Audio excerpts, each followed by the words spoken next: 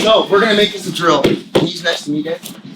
So everyone knows, you know the basic idea on how to escape side control, okay?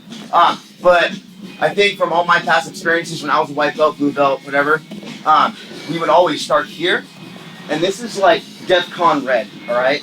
For me, this is DEFCON red because everyone smashes me in side control. And if I get here, I usually just stop my game and I let him do all the work. I wait for him to move, okay? We do have an escape, but it makes it a lot easier because I was always bad at the bench press in high school, and I'm not going to bench press Dave Pelstead off of me, okay? I'm going to wait for him to move. So anyways, this is how we should really start the drill, especially when it's a drill, when we're building muscle memory and fundamental movement, okay? Let's just say Dave starts to pass my guard. As soon as he starts to come close, I need to hip escape away, okay? I can have my hand here, but I have to be wary of the crossface, because if I'm here and I have 2 points of contact, but my other point is not on the arm, he's going to just smash me down, and then now I'm here, okay? So I can have my hand here for a minute, so when I start to hip escape, look, I'm at an angle. I can't put my elbow below his shoulder. If it's here, he's going to crash down, and then he's going to just do whatever he wants, okay? I need to win with the angle. So when I'm here, I'm cupping the shoulder. You can go thumb in, I prefer not. Okay, I feel like I restrict my movement a little bit with my hands if I go thumb in. So if I just put my hand here, whenever he starts to crash down, I push him away. And look, I'm controlling the wrist. I can control the wrist, I can put my hand on the bicep, but I have to keep pushing. I have to keep pushing. He starts to chase a little bit. And when I have enough space, I'm going to move. You see how I shift? Okay, I can't do that. And once I shift my hip, I have to move. Because if I don't, push me over, Dave, I take my post away and he wins again. Okay? So, I hip escape. My other hand is stopping the cross face, and I have to keep winning. As he pushes, I move. He pushes, I move. My back is straight off the mat. This is a bad angle. This is the optimal angle. Okay? I'm here. This is my post that's keeping me from going flat on my back. Then when I'm about to do maybe 3 hip escapes, I switch my hips, come through, pull into the guard. Now, he already has done a really bad mistake. He has his hands on the mat. So remember, like, when I teach class, I want my partner to be training too, but like at 20%. So if he's here, what do you think he should do? Posture up. Posture up, build his base, okay?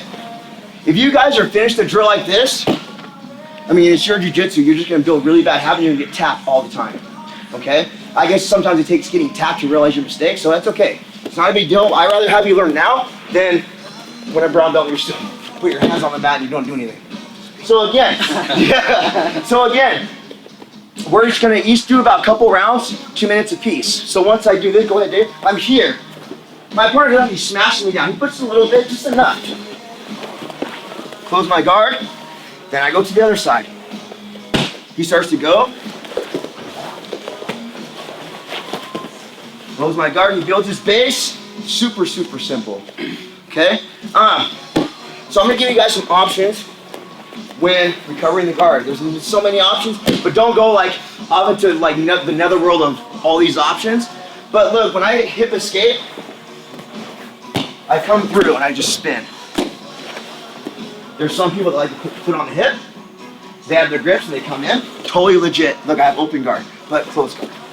Okay? So you can step on the hip, okay? Totally fine.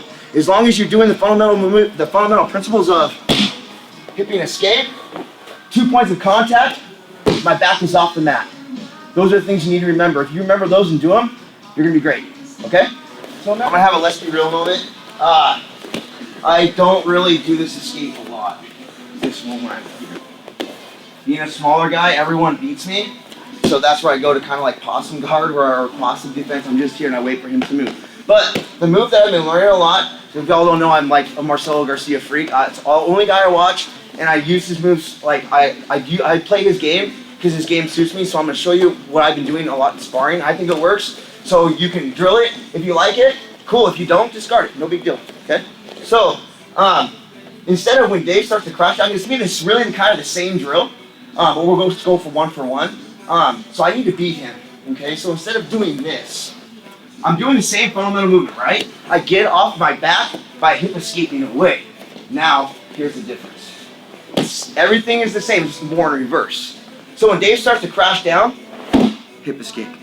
When I'm hipping escape into him, Because as he crushes me down more, I have my frame here. I'm using my hand to get up. Now I butt scoop. And I face it. Now I'm out. Okay? And I'm wrist control. I can't just be here. I'm wrist control. Okay? If he wants to push into me, close the guard. If he wants to try and pass, arm drag. Okay, wrist control I think is everything. And it's something that we don't, like I've never, only 6 years of jiu-jitsu, but I've never taken an official class on how to hand fight. So it's now start to build that memory now. If I have here, I stop his grips. Whatever he does, I'm going and doing whatever. But that's for another day, just wrist control, okay? Again, so when he starts to go, I hip escape into him, and he's gonna press down a little bit, but look, I have the angle. You see where my arm is at? My arm's 90 degrees here, and it's 90 degrees here. But if you see the straight line from my elbow all the way up my back to here, he can't push me down. Try. Every time he moves, I have to put, oh, see, I win. Okay? Now, the thing I noticed last night, when I taught this, here, come over here, dude, is that when people would finish the drill, they'd just be like, here. Like you're on the beach, okay? All right? Because, Dave, if I'm here, what are you gonna do? Just gonna pass, okay? Bad angle. Whenever I'm in butterfly guard, whenever you want to do rolls with me, how do I start? Here. Look at my back. In relation to my back and straight up is 90 degrees, I'm at 45. That's why I need to finish the drill, okay? I'm here, same thing. Now I switch. Using my hand to get up, it's like a technical lift. Here, look at my butt, look where I'm at. I'm still over my hips. He chases me a little bit, this is just keeping me up. This is what's keeping me up. If I'm lazy, go ahead and go. He's gonna win, every time, okay? That's why when I do my butt scoot, I go like this. Always have my post, okay? He starts to go, switch. And remember, I have to win with the angle. I have to push into him. I have to get under my hips. I'm not under my hips. Now I am. He starts to push a little bit. Now I have my post. I circle, face, okay? If I'm here, not good. Here, optimal. Now it's hard for him to pass. Okay, one more time. Here, I still have my shield, then I start to feel the pressure and I switch. And I come up. I can push on the shoulder, but I can't have this straight the whole time. I have to reassume the 45-degree angle. Okay, 90 degrees, sorry. Never was an engineer. Here, okay? I'm moving. And then my face. We all got it? Let's go have fun and do this. 1 for 1. So, I'm here.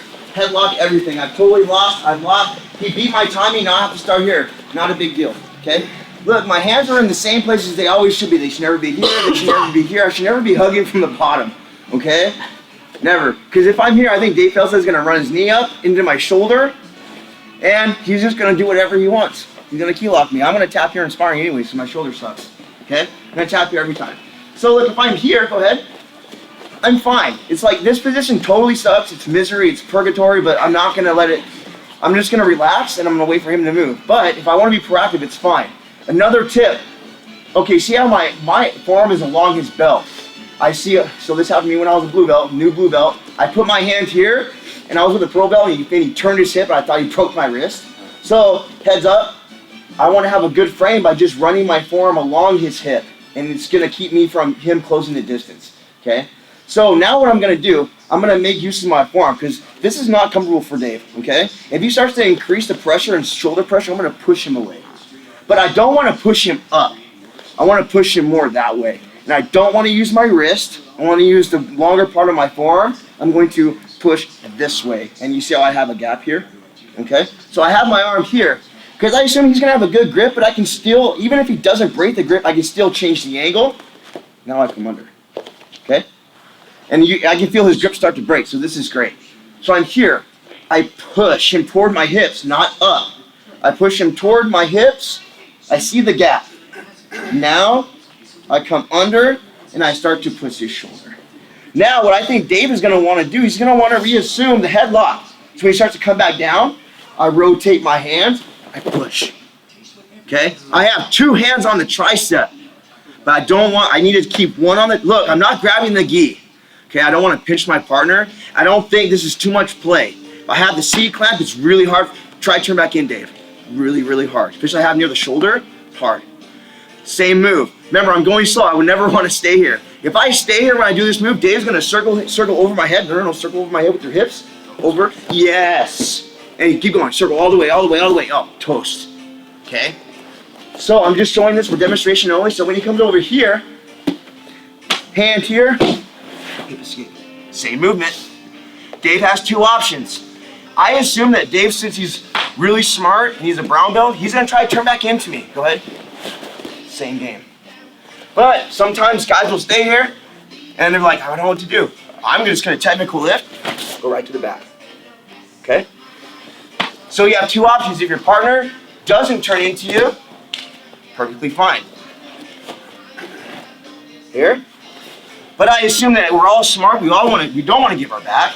Starts to turn into me a little bit. I control, wrist control. Okay? Let's talk about it again. Super simple. Head pressure, first step. I'm going to push him toward my hip with my arm. I have the gap here. I go from the hip inside, and I start to push on the shoulder.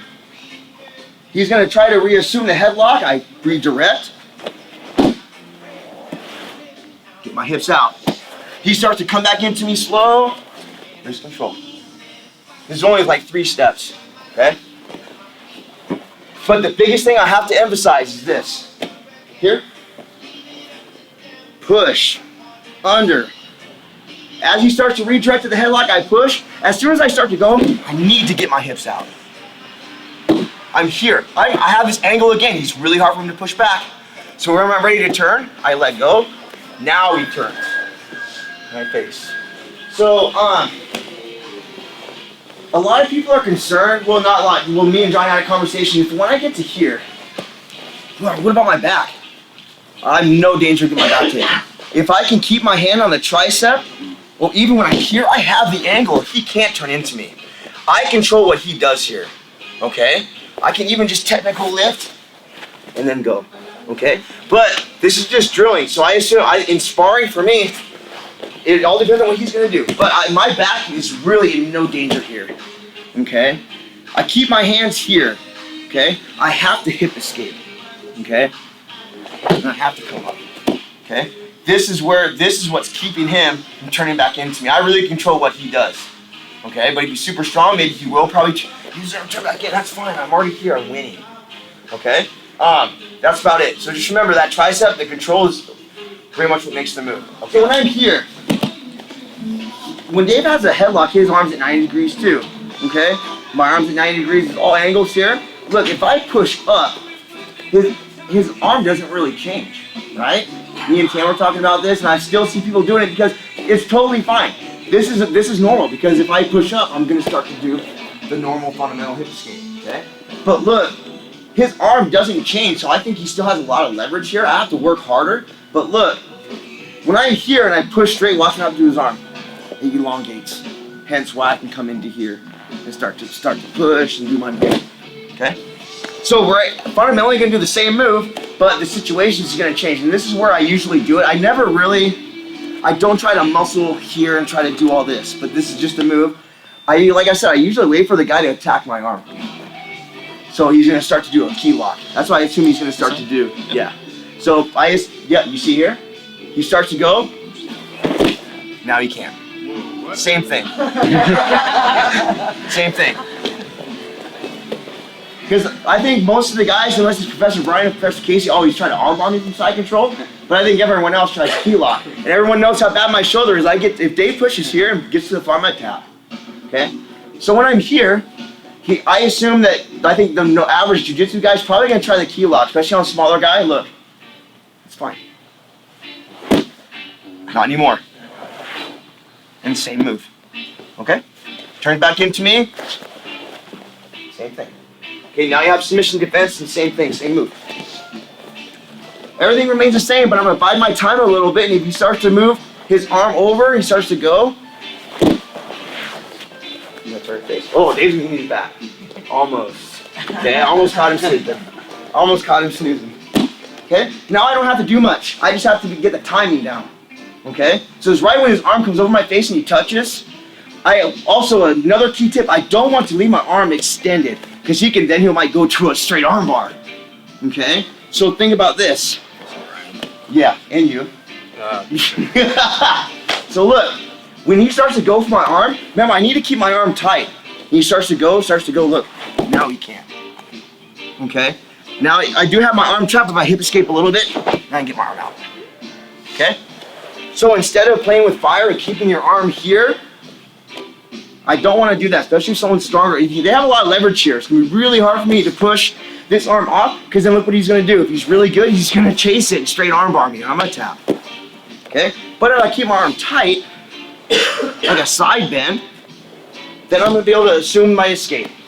One more time.